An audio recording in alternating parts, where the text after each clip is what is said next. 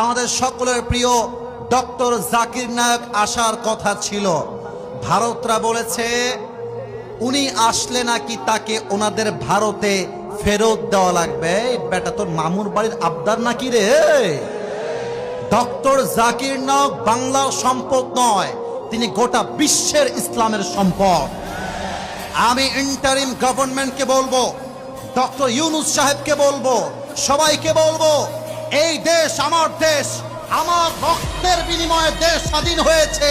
এখানে ভারতের কথা চলবে না, আমার দেশ আমার কথা চলবে। এখন ভারত হুমকি দিচ্ছে যদি ফেরত না দেয় তাহলে নাকি বাংলাদেশের ক্ষতি হবে। ক্ষতি মানে কিসের ক্ষতি? ইলিশ আমাদের, পেঁয়াজ আমাদের, দেশ আমাদের, কৃষি আমাদের, ব্যাংক আমাদের। এই দেশটা ভারতের দেশ নয়, এটা 18 কোটি মুসলমানদের দেশ। আমি ডক্টর ইউনূস সাহেবকে বলবো, আপনি জাস্ট আসার পারমিশন দিয়েন না, আপনি ডক্টর জাকির নায়ককে বাংলার নাগরিকত্ব দিয়ে দেন।